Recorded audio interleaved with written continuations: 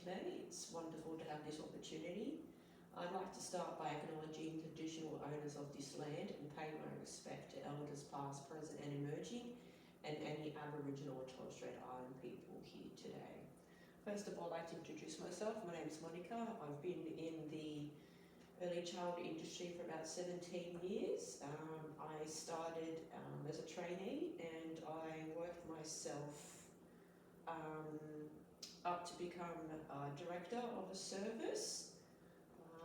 So we are going to be focusing on observations. So this is a two-part series. It's about observations. In particular, what are observations, the types of observations, and writing your own observations. We're going to also talk about what role do they have in early childhood, are there any legal requirements or frameworks, how to identify well-written observations. In our next session we'll discuss how to write the observations. So hopefully by the end of this series you'll have a grasp about observations, their purpose and how to use them in your service, or you might be completely confused, but that's okay, as you can ask as many questions as you like.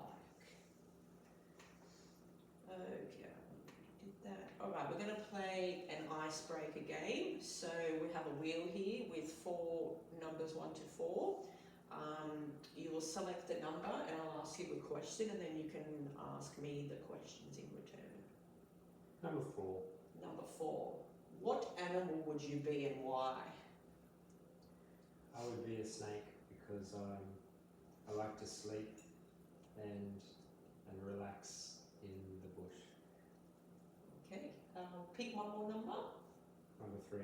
Number 3. What are your hobbies?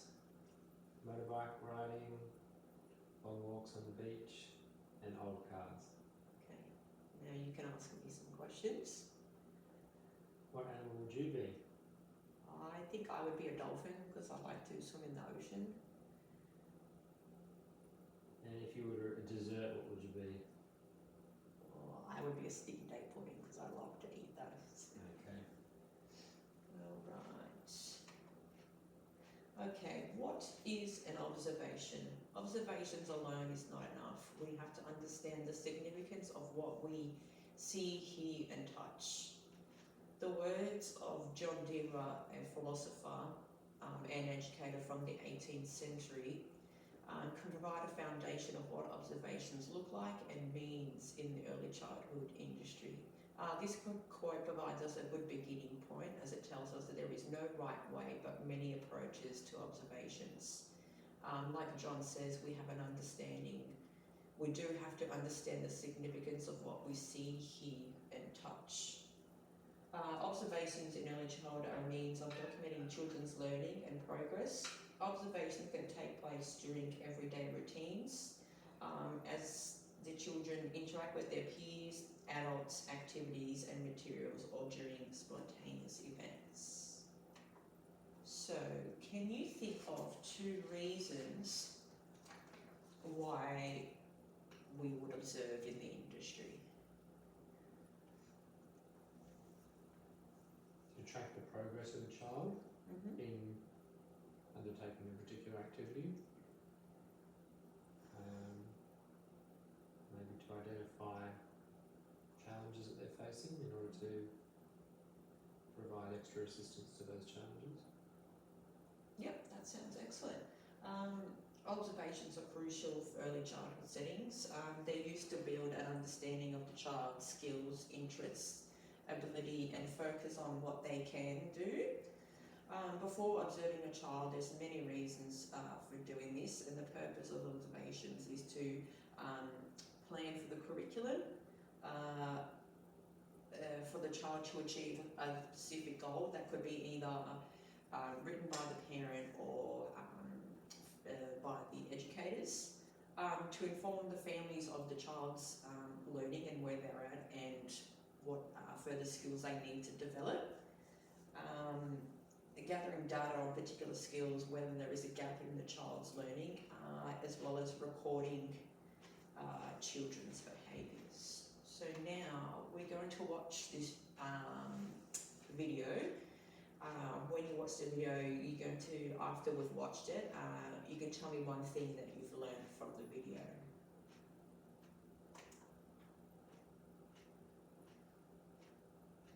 Say goodbye to appliances. Hello, Appliances Online. Observations are one of the many ways educators identify children's strengths and needs. Through observations, you can see what children are coping with, enjoying, finding easy, and when they might need more support. Taking time to observe children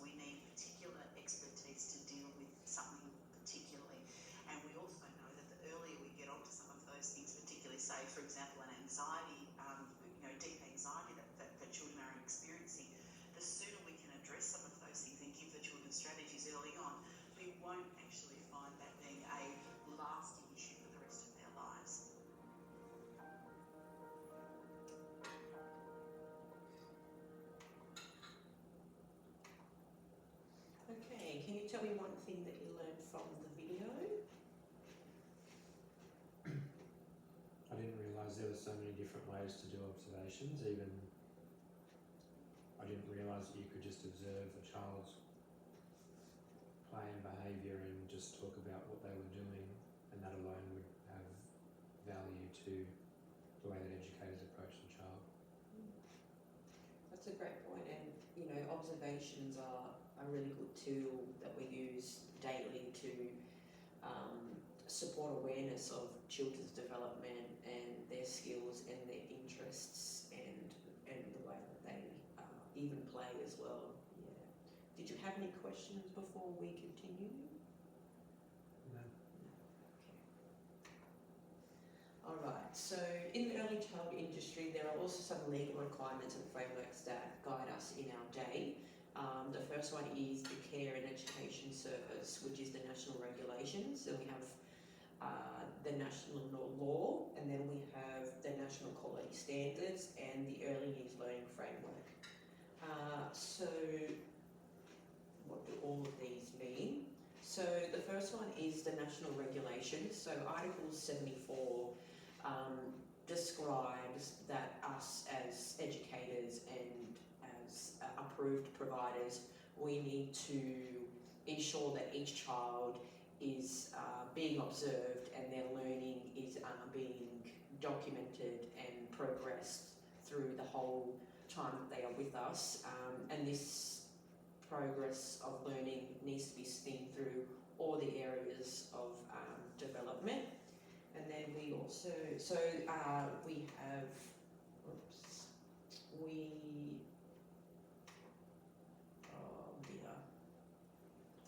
sorry about that, we'll just go back.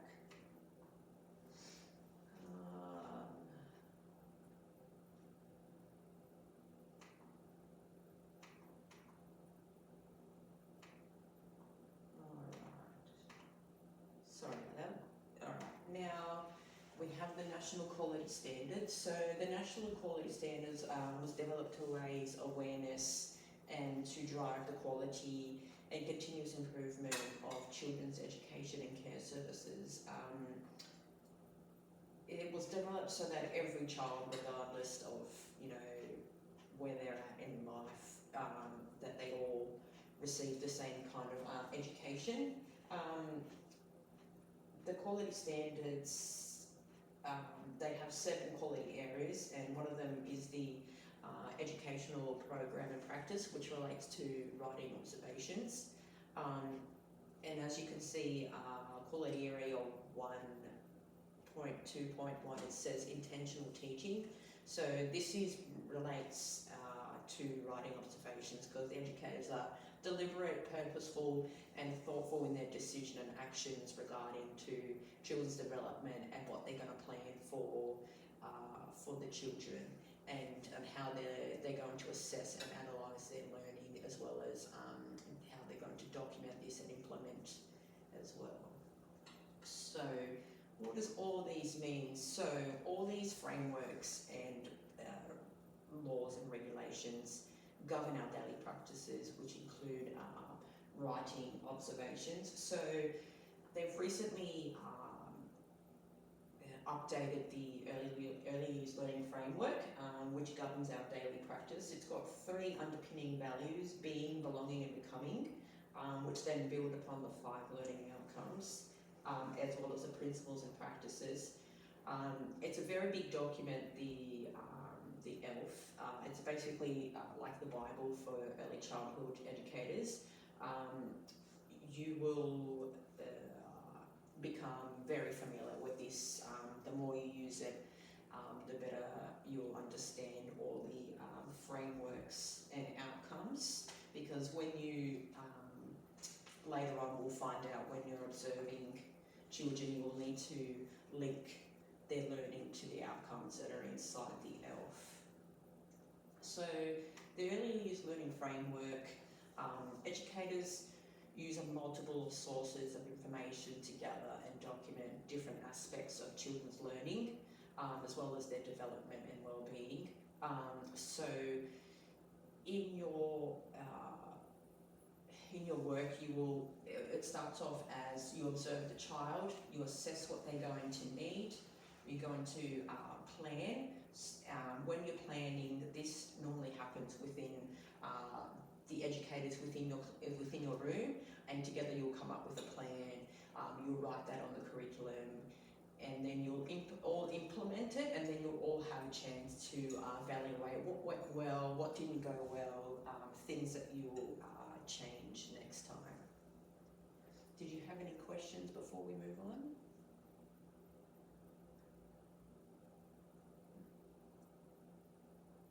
Does the observation, is that by the one team member or the group of team members? So what usually happens in the industry is each educator will receive a group of focus children, and those will be their children that they mainly focus on. So you will observe that child, assess what they need, and together with the room leader, you will plan what goes on the curriculum. So normally there is a bit of a coding system. So when the curriculum is displayed in the classroom, or nowadays they're displayed on the apps that the service has, there's a coding system, so everybody knows that code, whatever means, that is for that particular child or for a group of children as well. Okay. Okay, so why is it important to observe children? We're just going to watch a bit of a video, and then we'll have a chat.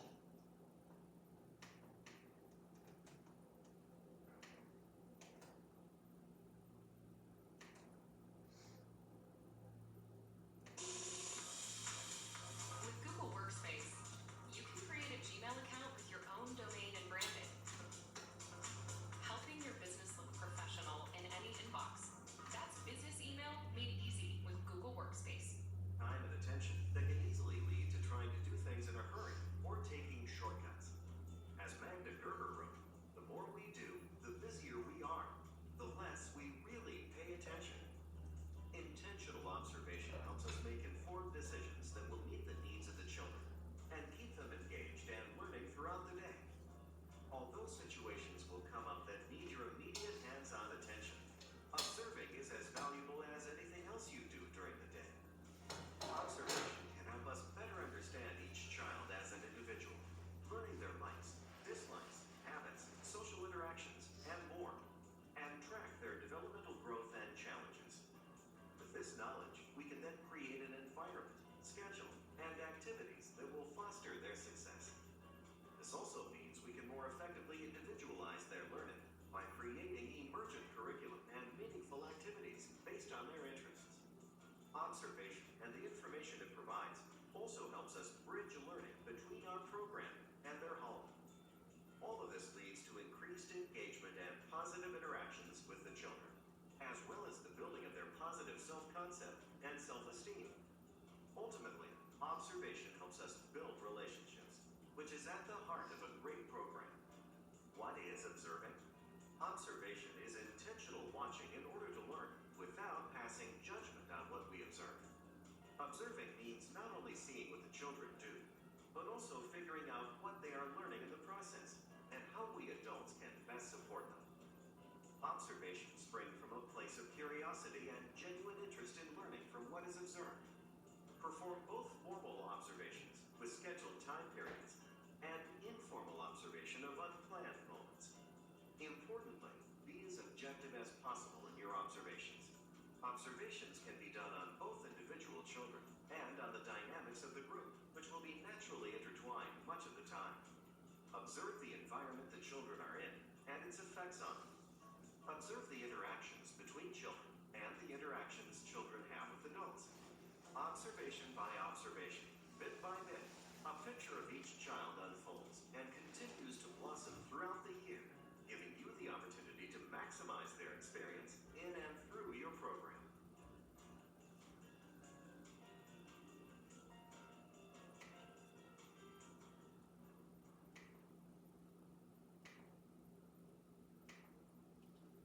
Okay, so over here I've got some examples of good and bad observations. So I'm just going to give you a few minutes to read over them, and you can tell me which ones you think are good observations and which ones are bad and why.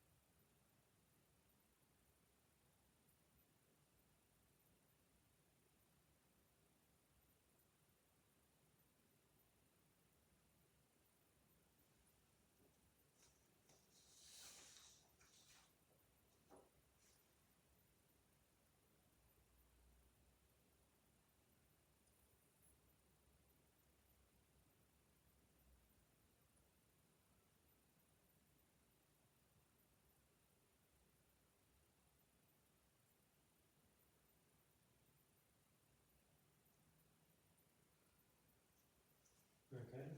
Mm-hmm.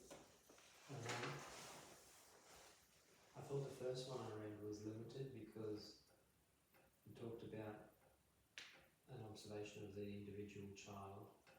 Maybe there was no group situation at the time, but then it didn't link it to any of the ELF outcomes, Mm-hmm. and it didn't have any future planning recommendations either for how they might expand upon the interest or the learning or the challenge that the child encountered in the interaction. Well done. What about the next one?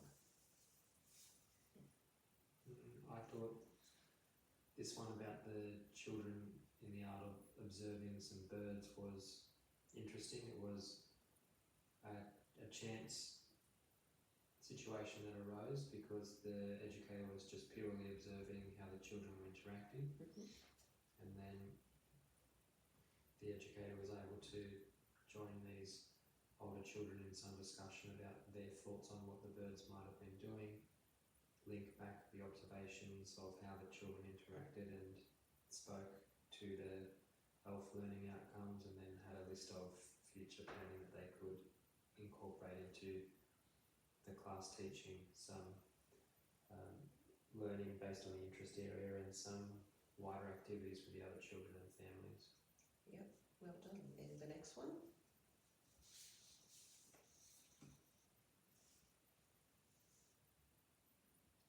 This one about the 11-month-old entering the service. I thought it was a little bit limited.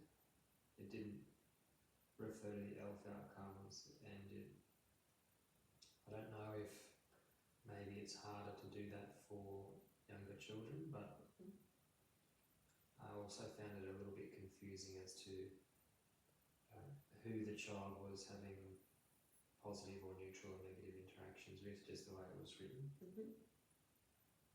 That's what I have to say about that one. And the last one?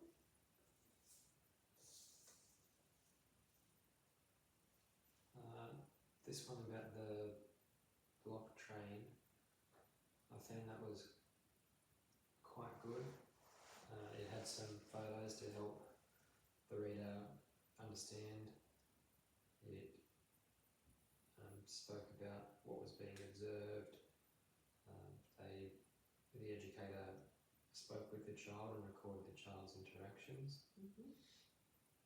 Linked some of the observations to the early years learning framework.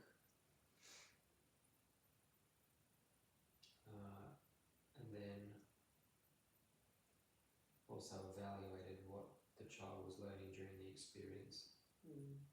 And like these two have a lot of content in them, and they're quite detailed about exactly what the child said and did, where these two are quite, like you said, limited in depicting what the child is actually doing and what, as the reader, you can't visualise what that child is learning and what they're developing in their observations. And also in this one, I don't know if you noticed, they've also had a few spelling and grammar issues up there as well. So it's very important to have correct spelling, grammar. These observations are sent out to families, and we need to, in our profession, be professional and ensure that our observations are well written and that the reader can visualise and understand what you're trying to tell them in the picture that you're describing for the child. Did you have any questions? No. No? Okay, so that concludes our session today. Thank you for joining me. I hope you learned something about observations and it wasn't too overwhelming. So next session we will be looking at the different, as you can see, these are all different types of observations because they're all written in different ways. So our next session will briefly go over those, and then we will dive into writing your own observations. Did you have any other questions? No. And then when we're finished, I'll also get you to do a feedback form as well. Okay. Thank you so much.